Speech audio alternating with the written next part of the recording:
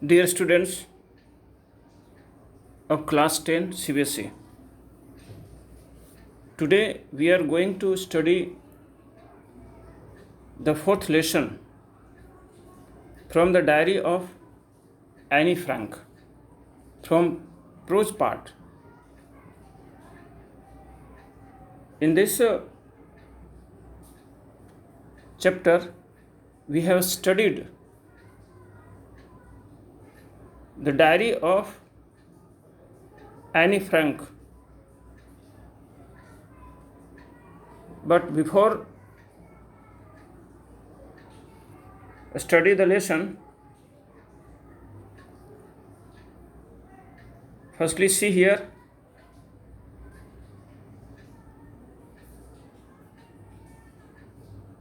Annie Frank with his diary posted a photo of herself here, and she also written here something about the photo here. See, this is a photo as I would wish myself to look all the time. यहाँ पर अपना photo लगाई है, बड़ा ही lovely photo है। अपने photo को देखकर वो अपनी इच्छा, अपने बारे में जो उन्होंने लगाया है उसे यहाँ लिखा है। वो लिखती हैं, यह एक फ़ोटो है और मेरी इच्छा होती है कि हमेशा इसे देखते रहूं। Then I would maybe have a chance to come to Hollywood। और फिर ऐसा भी हो सकता है कि मुझे यह मौका मिले हॉलीवुड में जाने का। अर्थात उनके अंदर एनी फ्रैंक जो अभी टीनेजर थी, जो अपनी डायरी लिखी थी, उस समय अपने खुद के बारे में जो उन्होंने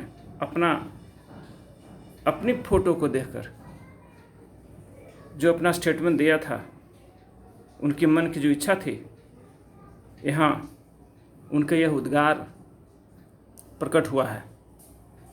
उन्हें ऐसा भाव था मन में कि आगे चलकर वह हॉलीवुड भी जा सकती है।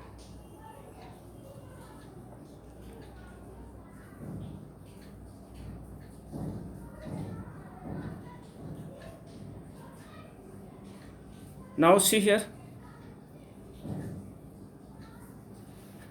before you read, as we know that on previous page,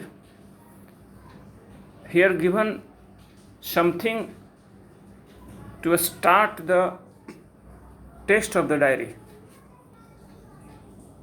Anne Frank की मूल डायरी को पढ़ने के पहले यहाँ पर कुछ दिया हुआ है। किस समय वो डायरी लिखी थी, उस समय का सिचुएशन, वातावरण, कहाँ से वह बिलोंग करती थी, इसको जानने के बाद ही एनी फ्रैंक की डायरी को हम अच्छी तरह से समझ सकते हैं। यह दिया हुआ यहाँ जो मैटर है वह बुक संकलित करने वाले के द्वारा दिया हुआ है, जिससे इस भूमिका से यह पता चलता है कि यह डायरी कहाँ, कैसे, किस स्थिति में एनी फ्रैंक ने लिखा और आखिर वह कहाँ से बिलोंग करती थी। ये सारी बातें यहाँ पर है। See firstly here, Annelies Marie Anne Frank 12 June 1929 to February or March 1945 was a German-born Jewish girl who wrote while in hiding with her family and 4 friends in Amsterdam during the German occupation of the Netherlands in World War II। Annelies Marie Anne Frank का जन्म 12 June 1929 में हुआ और इनका जीवन का अंतिम तिथि फरवरी और मार्च 1945 माना जाता है। इनका जीवन का एक्सपेंशन है, जीवन काल है 12 जून 1929 से इनका जीवन काल रहा फरवरी अथवा मार्च, जो क्लियर नहीं है, इसे दो मंथ का नाम दिया हुआ है, 1945 तक। बहुत कम समय के लिए उन्होंने इस पृथ्वी पर जीवित रही और जो भी उनकी डायरी ने तहलका मचाया, यहाँ हम लोग पढ़ने जा रहे हैं। तो उनका जीवन काल एक्सपेंशन, जीवन विस्तार हमने यहाँ देखा। Was a German born Jewish girl Annelies Marie Anne Frank, German में जन्म लेने वाली जेविश गर्ल थी, यहूदी लड़की थी, who wrote while in hiding with her family and 4 friends in Amsterdam during the German occupation of the Netherlands in World War II। द्वितीय विश्व युद्ध के दरमियान जब जर्मनी का आधिपत्य नीदरलैंड पर हो गया, तो नीदरलैंड की राजधानी एम्स्टर्डम है। एम्स्टर्डम में जब नीदरलैंड पर जर्मनी का आधिपत्य हो गया, तो नीदरलैंड की राजधानी एम्स्टर्डम में जब वह अपने परिवार और 4 मित्रों के साथ छिपी हुई थी, उसी समय इस डायरी को उन्होंने लिखा था। एनिलिस मैरी एनी फ्रैंक ने जिस डायरी को हम पढ़ने जा रहे हैं, उसी समय उन्होंने लिखा था, जब वो छिपी हुई थी अपने परिवार और फ्रेंड्स के साथ।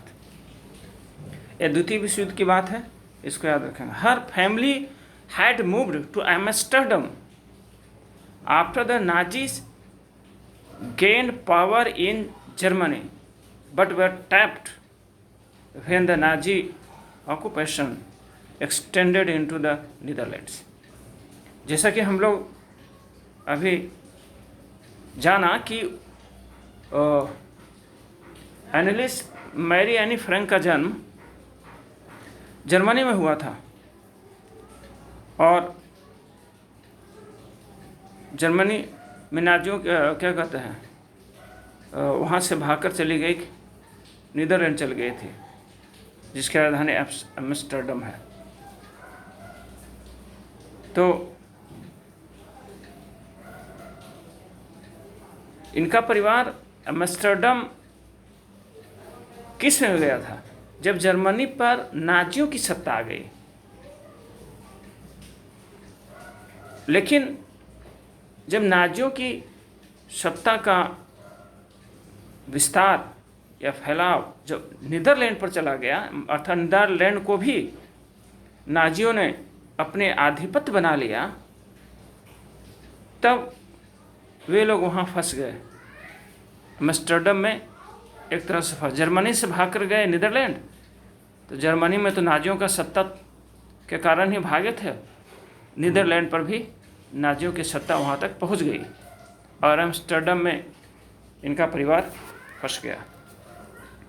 As persecution against the Jewish population increased, the family went into hiding in July 1942 in hidden rooms in her father Otto Frank's office building। जब नीदरलैंड में भी, एम्स्टर्डम में भी नाजियों पर यहूदियों पर अत्याचार बढ़ा नाजियों का, तो परिवार जुलाई 1942 में छिपने के लिए उनके पिता जो ऑटो फ्रैंक थे, एनी फ्रैंक का, उनके ऑफिस बिल्डिंग के कमरे में सब चले गए। After 2 years in hiding, the group was betrayed and transported to the concentration camp system, where Annie died of typhoid in Bergen-Belsen within days of her sister Margot Frank. जब 2 साल वहाँ छिपे रहे उनका परिवार, कितने सालों तक छिपे रहे? लगभग 2 सालों तक। उसके बाद उनके परिवार के साथ धोखा हुआ और उन लोगों को वहाँ से ट्रांसफ़र कर दिया गया, समान कैंप में, कंसंट्रेशन कैंप सिस्टम में भेज दिया गया, एक साधारण कैंप में भेज दिया गया, जहाँ एनी को टाइफाइड हुआ, तपेदिक बुखार हुआ। वो जगह था बर्जन-बेल्सन था, वह जगह जो कंसंट्रेशन कैंप में भेजा गया था ट्रांसफ़र करके। तो बर्जन-बेल्सन में अन्नी को टाइफस हुआ, तपेदिक बुखार हुआ। Within days of her sister Margot Frank, उनकी बहन मार्गोट फ्रैंक के कुछ ही दिन मृत्यु के बाद टाइफस से, तपेदिक बीमारी से, तपेदिक बुखार से एनी फ्रैंक की भी मृत्यु हो गई।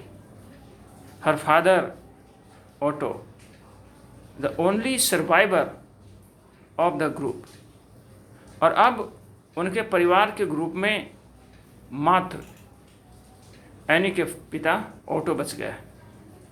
Return to Amsterdam after the war ended, और जब युद्ध समाप्त हुई, द्वितीय विश्व युद्ध, तो उसके पिता एम्स्टर्डम लौटे to find that her diary had been saved.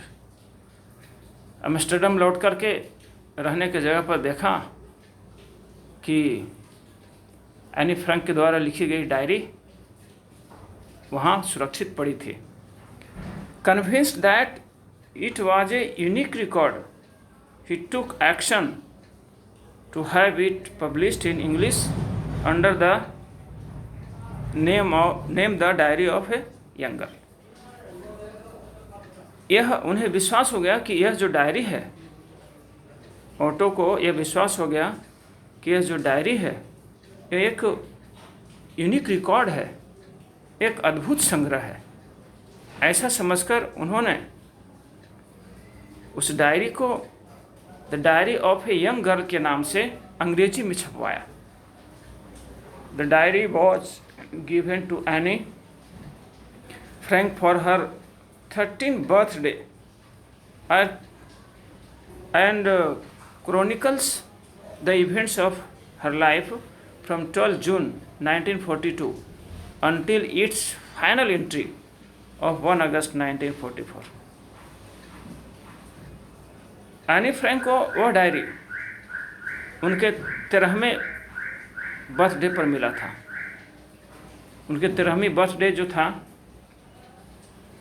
उस पर मिला था 12 जून 1942 को। जन्म हुआ था 12 जून 1929 को। उनकी 13वीं बर्थडे आई कब? 12 जून 1942 को। इस जन्मदिवस के अवसर पर, 13वें जन्मदिवस के अवसर पर उन्हें गिफ्ट ग्रुप में एक डायरी मिली थी। डायरी, बुक, कुछ इस तरह की चीज़ें पढ़ने वाले स्टूडेंट को दिया जाता है, तो डायरी मिली थी। And chronicles the events of her life from 12 June 1942 until its final entry of 1 अगस्त 1944। उस डायरी में उन्होंने जो अपना डायरी लिखा, दैनंदिनी लिखा, प्रतिदिन का जो अनुभव लिखा जाता है, उसमें जो घटना का वर्णन है वो 12 जून 1942 से लेकर के 1 अगस्त 1944 तक का वर्णन है, डायरी लिखा हुआ है। अंतिम डायरी 1 अगस्त 1944, शुरू हुआ 12 जून 1942 से। It was eventually translated from its original Dutch into many languages and became one of the world's most widely read book। वस्तुतः यह डायरी डच भाषा में लिखी गई थी मूल रूप से। एनी फ्रैंक ने अपनी डायरी को डच भाषा में लिखा था, लेकिन यह डायरी कई भाषाओं में अनुवादित हुई और जब बुक शेप में कई भाषाओं में प्रकाशित हुई यह किताब, तो संसार का सबसे व्यापक रूप से अधिकतम रूप से पढ़े जाने वाली किताबें बन गई।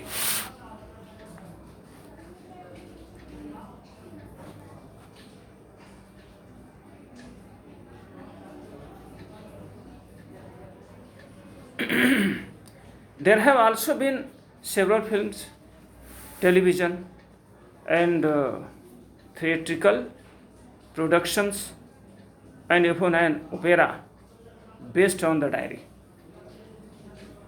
इस डायरी पर आधारित कई फिल्में बनी, टेलीविज़न थिएट्रिकल प्रोडक्शंस, टेलीविज़न के लिए, थिएटर के लिए कई प्रस्तुतियां बनी, एन इवन एन ओपेरा, और यहाँ तक कि संगीत नाटक भी इस पर आधारित लिखी गई। Described as the work of a mature and insightful mind, the diary provides an intimate examination of daily life under Nazi occupation. Described as the work of mature and insightful mind. उसमें जो वर्णन था, diary में जो language था, भाषा जो थी और भाव जो उसमें प्रयोग था, अर्थात वह ऐसी रचना बन गई थी जैसे लगता था कि कोई परिपक्व और मजबूत सूक्ष्म मन वाले कोई लेखक का लिखा हुआ वह रचना है। The diary provides N intimate examination of daily life under Nazi occupation. और उस डायरी में जो वर्णन था वह नाजियों के आधिपत्य के क्रम में के समय जीवन के प्रतिदिन का एक सूक्ष्म निरीक्षण के रूप में था। अर्थात नाजी के ऑक्यूपेशन आधिपत्य के क्रम में व्यक्ति के जीवन का जो सूक्ष्म अनुभव होता है वह उसमें वर्णित है। Anne Frank was become one of the most renowned and discussed of the Holocaust victims. Anne Frank सर्वाधिक विवादित, चर्चित और पीड़ितों में से एक बन गई।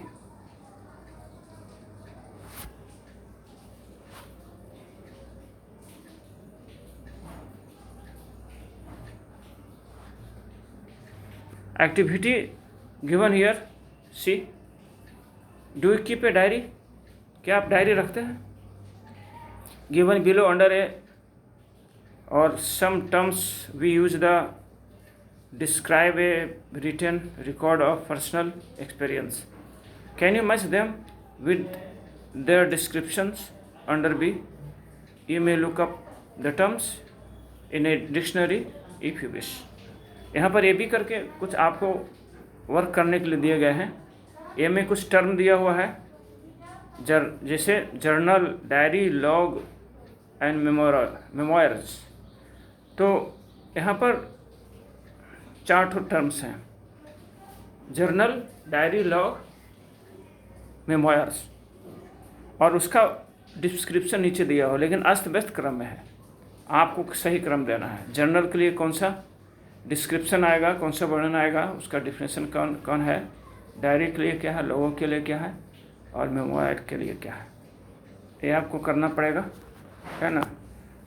जर्नल को कहते हैं घटनाओं का दैनिक विवरण, जर्नल में आता है। डायरी तो प्रतिदिन का व्यक्ति के द्वारा लिखी गई जो अनुभव है, वो डायरी जो सेल्फ के लिए होता है, व्यक्तिगत अपने के लिए होता है, उसे डायरी कहते हैं। और लॉग तो यात्रा दैनिकी है, और मेमोयर्स को हम कह सकते हैं कि यह संस्मरण है। किसी महापुरुष की संस्मरण लिखी जाती है, साहित्य में आता है। तो इसी तरह का ये तो हिंदी में हमने समझा दिया है, अंग्रेजी में आप चूज करेंगे कौन किसके लिए आया है। यहाँ पर नीचे दिया है उसका डिस्क्रिप्शन, आप बुक में देखेंगे, अपने बुक से इस काम को करेंगे।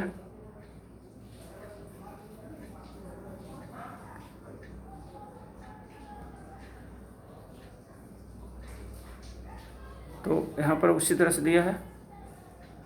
क्वेश्चन नंबर 2 में भी है, here are some entries from personal records, is the definitions of the have to decide which of the entries might be from the diary, a journal or a log or a memoir। वही चारों जो पद ऊपर आया, यदि उसको आप clear कर लिए हैं with the help of dictionary, जैसे भी हो, तो अब यहाँ पर वो फॉर्म दिया हुआ है। बताना है आपको यहाँ कि यह डायरी का फॉर्म है कि लॉग का है कि जर्नल का है कि मेमोयर का है। इस तरह से सबका दिया हुआ है, आप उसके आधार पर पता करें और जानकारी लें और उसको सही खाने में सही टर्म को भरें।